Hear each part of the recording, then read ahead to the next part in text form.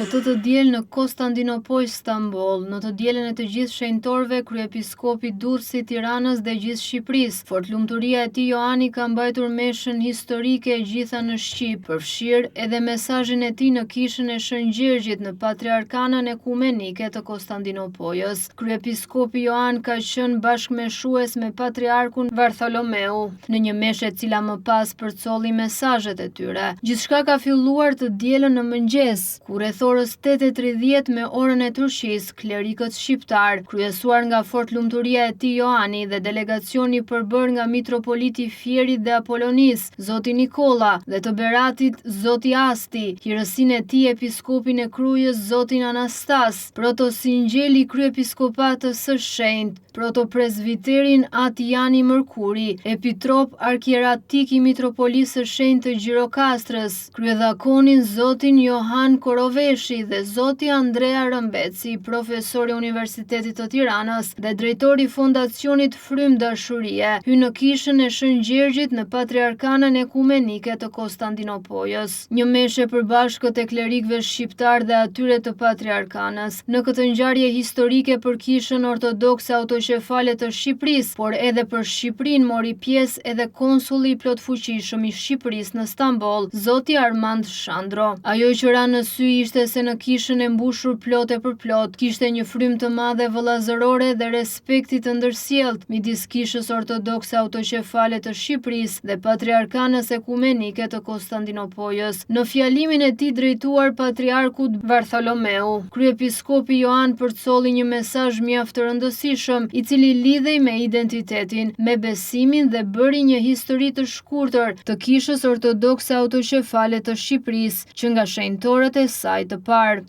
Martirët Elefter, episkopi i Lirikut me qendër në Vlorë, kanë qenë predikues të palodhur të Ungjillit dhe dhanë dëshmi me martirizimin. 3 shenjtorë ishin ngushtë të lidhur me Kishën e Shqipërisë me Patriarkanën Ekumenike. Shën Jan Kukuzeli, i cili lindi në Durrës, dhe sidomos Hiero Martiri Kozma Tolosi, i barabartë me apostujt, i cili në shekullin e 18 përshkroi me bekimin e Patriarkanës Ekumenike shumë provinca të Shqipërisë sotme.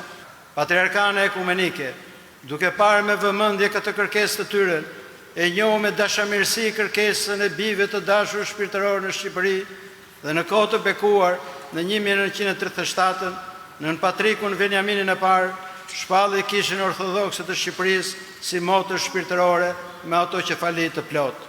Se ndonse trungjet ishin prerë, rrënjët ishin ende të gjalla. Më pas fortlumturia e tij Johani shkoi te Patriarku i Konstantinopolës, si vëlla me Skënderbeun. Shën Ifoni, Patriarku i Konstantinopolës, i cili u bë vëllam me heroin kombëtar të Shqipërisë në kryeqytetin e Skënderbeut në Krujë, ku shërbeu edhe si prift përpara se të ngjitej në fronin ekumenik. Mëtej kryepiskop Johani shkoi në vitet 1700. Dhe sidomos Hiero Martiri Kozma Tolosi, i barabartë me apostujt, i cili në shekullin e 18 përshkroi me bekimin e Patriarkanës Ekumenike shumë provinca të Shqipërisë sotme. Më pas ai foli për pavarësinë dhe shpalljen e Kishës Autoqefale të Shqipërisë. Zgjimi i ndërgjegjës kombëtare të popullit shqiptar në fillim të shekullit 20 dhe krijimi i shtetit të ri shqiptar të bekuar nga Perëndia në 1912 krijuan kushte të reja për organizimin kishtar të vendit. Të krishterët e devotshëm ortodoks ju drejtuan fronit të tërshenjtë apostolik dhe patriarkal ekumenik dhe me besim në të i paraqitën nevojat e tyre aktuale kishtare. Nuk la më njan edhe Shqipërinë ateiste, fortlumturia e tij Johani.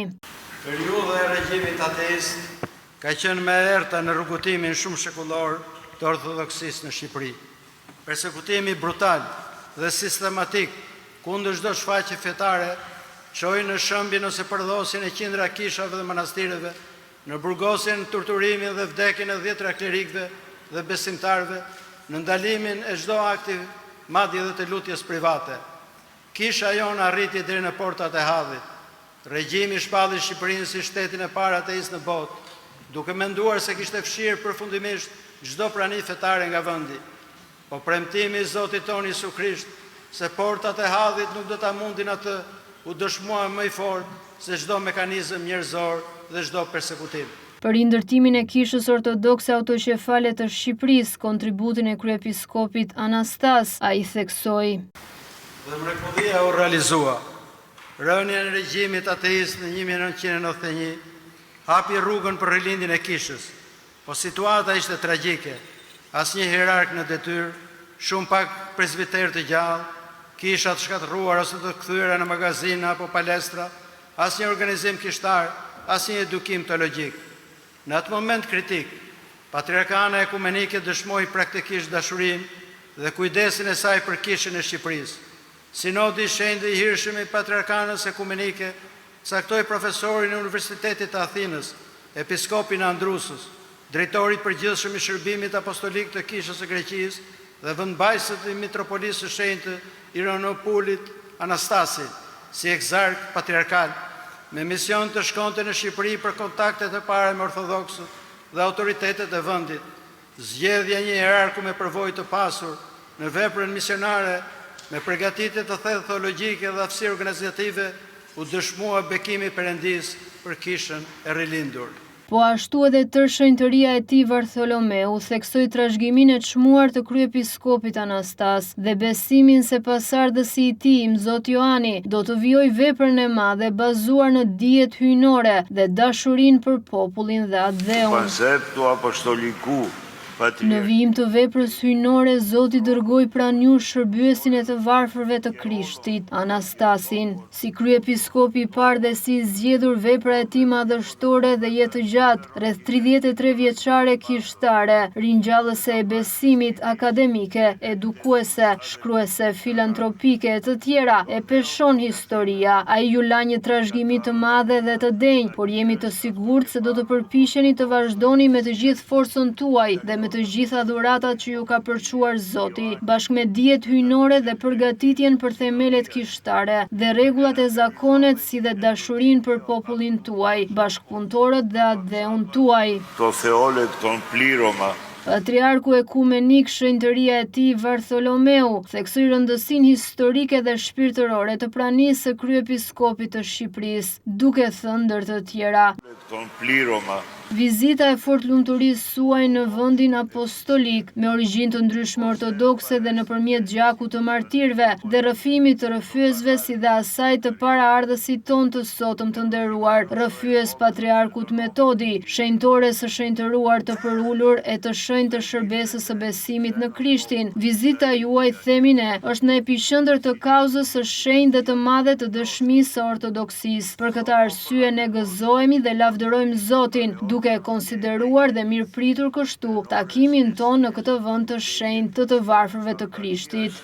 Eklektike pe filime. Në fjalimin e tij mbreslënës, kryepiskopi Joan nuk përjashtoi inteligjencën artificiale, momentet që po kalon sot shoqëria, luftrat, shpirtin njerëzor, mesazhin apo deri tek ekzistencialiteti shpirtëror. Ai theksoi se si Kisha Ortodokse Autoqefale e Shqipërisë u ringrit dhe sot e në vazhdim ajo do të jetë një si motor me Patriarkanën Ekumenike dhe ka mundësinë dhe të gjithë forcën të ecë përpara për të përcjellë mesazhin e besimit, për të shpërndar ungjillin dhe bashkuar popujt dhe për t'i udhëhequr drejt ditës së ngjalljes. Në Konstantinopol, delegacioni shqiptar i kryesuar nga kryepiskopi Joan, i shoqëruar nga mitropoliti i Fierit dhe Apolonis Zoti Nikola dhe të Beratit Zoti Asti, hirësinë e tij episkopin e Krujës Zoti Anastas, protosingjeli kryepiskopatës së shenjtë, protopresbiterin Atjani Mërkuri, epitrop arkieratik i mitropolisë së shenjtë të Gjirokastrës, kryedakonin Zotin Johan Koroveshi dhe Zoti Andrea Rëmbeci, profesori i Universitetit të Tiranës dhe drejtori i Fondacionit Frym Dashurie, kanë bërritur ditën e premte. Ditën e shtunë është zhvilluar pritja zyrtare nga Patriarku Ekumenik Bartolomeu në Konstantinopol. Këtë të diel është bërë bashkë me shimin në kishën e Shën Gjergjit nga Patriarku Bartolome dhe kryepiskopi Joan. Agjenda e kryepiskopit Joan dhe klerikëve që e shoqërojnë vazhdon edhe të hënën për t'u kthyer në Shqipëri ditën e martë. Këtë të diel në fakt në kishën e Shën Gjergjit në Patriarkanën Ekumenike të Konstantinopolis ka qenë një ngjarje historike, pasi jo vetëm u meshua shqip,